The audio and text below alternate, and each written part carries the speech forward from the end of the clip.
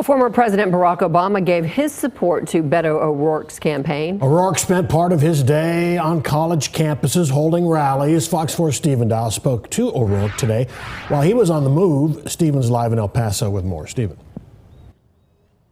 Yeah, it's no secret. Beto O'Rourke on the front page of his hometown newspaper alongside Governor Greg Abbott. This race is going to come down to turnout and if the Democrats can really show up and dispel what the polls have been showing, which is a comfortable double-digit lead for Governor Greg Abbott.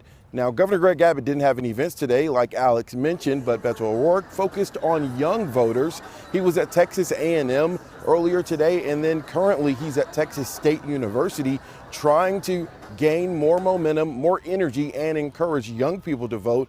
As we mentioned at the top, former President Barack Obama throwing his official support behind Beto O'Rourke, making a robocall ad that went out to Texans today. Take a listen at part of it.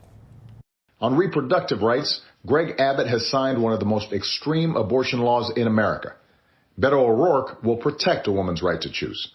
On gun safety, Greg Abbott made it easier to buy guns just before 19 kids and their teachers were murdered in Uvalde.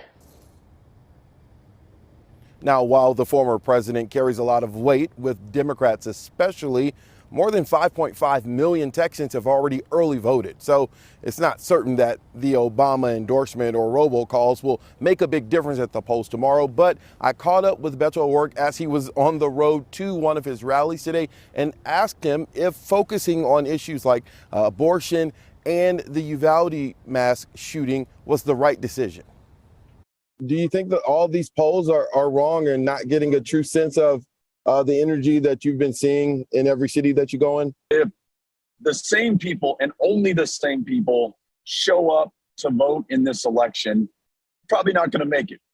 But if those that we have yet to hear from in previous elections, people who just turned 18, who just naturalized, or for whatever reason haven't voted in a previous midterm or just haven't voted at all because they didn't think it mattered.